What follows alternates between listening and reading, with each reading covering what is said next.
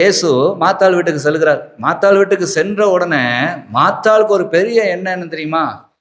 இயேசுவுக்கு நல்ல ஒரு காரியங்களை செஞ்சு கொடுக்கணும், சமைச்சு கொடுக்கணும், எல்லா எண்ணமும் இருக்குது. ஆனா இயேசு எதற்கு அந்த வீட்டுக்கு சென்றாரு? தான் சொன்னபடி கேட்டு நடக்கிறதுக்கு அந்த வீட்டுக்குள்ள போயிருக்காரு. வீட்டுக்கு வந்தவங்களுக்கு உபசரிக்கிறது அது ஒரு வேலை தான், இல்லைன்னு சொல்ல முடியாது. ஆனா அந்த வேலையை செய்யறவங்க செஞ்சுட்டு அடுத்து என்ன ஆகணும்? இயேசுவின் பாதத்துல உட்கார்ந்து வார்த்தையை கேட்கணும். கேட்டு அதன்படி நடக்கிறதுக்கு உள்ள வேணும், நடக்கணும். அழைச்சது மாத்தாளு, ஆனா அமர்ந்தது யாரு? மரியாள். வார்த்தையை சொன்னது குடும்பம் முழுவதுக்கும், ஆனா கேட்டது யாரு? மரியாள். சரி, என்ன வார்த்தை சொன்ன? இந்த மாதிரி வார்த்தையை சொன்னா நான் வேலை பார்த்துருந்தேன், நான் கவனிக்கல, சொல்லியிருக்கிறாரா அப்படின்னு திரும்ப கேட்டு நடக்காம போனது யாரு? மார்த்தாள். ஆண்டவர் சொல்லுவதை கேட்டு நம்ம நடந்தே ஆகணும்னு சொல்லி கேட்டு நடந்தது யாரு? மரியாள். இங்க இதைத்தான் ரொம்ப நாட்கள் அது நடந்துருச்சு. வீட்டுக்கு அழைச்சது மாத்தாள், பேசிக்கிட்டு இருக்கிறவர் இயேசு கிறிஸ்து, அமர்ந்து கேட்டு அதன்படியே செய்கிறது மரியாள். நாட்கள் ஆக ஆக ஆக மாத்தாளுக்கு என்ன ஆகுது?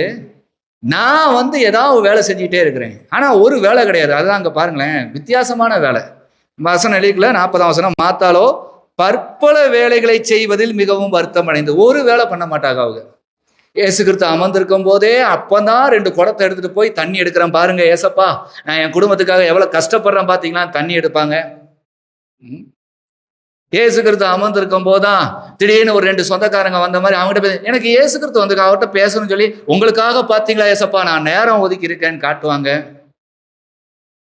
பிறகு ஏசப்பா என் குடும்பத்துக்கு அத்தனை சொல்லி நான் அந்த அப்பா தூக்கி சுமக்கிறேன் பாருங்க ஏசப்பா, எவ்வளவு வருத்தத்துல இருக்கிறேன், என்ன நீங்க பாருங்களேங்கிற அந்த வருத்தத்தை காட்டுவாங்க. ஆனா இயேசு என்கிற பேருக்கு அர்த்தம் என்ன?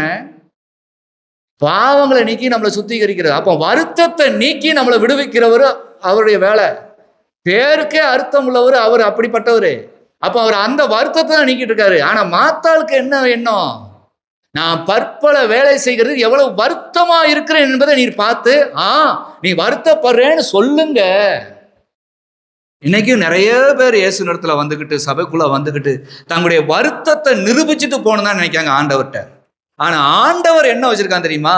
வருத்தப்பட்டு பாரம் சுமக்கிறவர்களே நீங்கள் எல்லாரும் என்னிடத்துல வாருங்க, நான் உங்களுக்கு என்ன பண்ணிருக்கேன்? இளைப்பாறுதல் தருவேன், இந்த இளைப்பாறுதல வச்சிருக்கேன், இதை எடுத்துட்டு போங்கன்னா அவர் சொல்றாரு. ஆனா உங்க வேலை என்னது? என் வருத்தம் எவ்வளவு பெருசுன்னு ஏசப்பாவே பார்த்து வருத்தப்பட்டணும் மாத்தாளை போல இருக்கிறீங்க. அதனாலதான் ஆண்டவர் மாத்தாளை பார்த்து சொல்லுகிறாரு, மாத்தாளே மாத்தாளே, நீ அநேக காரியங்களை குறித்து கவலைப்பட்டு கலங்குகிறதை என்கிட்ட நிரூபிக்கிற.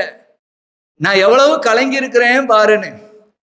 ஆனா கலங்கும் படகுல சென்று புயல்ல அலக்களிக்கப்பட்டவர்களையும் மீட்கிறதா என் சீசர்களை பார்த்திருக்காங்க. நான் மீட்கிறவர் என்று நீ என்னை என்னைக்கு பார்த்து என்னிடத்துல வேண்டுகிறியோ அன்னைக்கு தான் உனக்கு விடுதலை. அதான் உன் வீட்லயே பாரு, மரியாள் தன்னை விட்டு எடுபடாத நல்ல பங்கை தெரிந்து கொண்டாள்.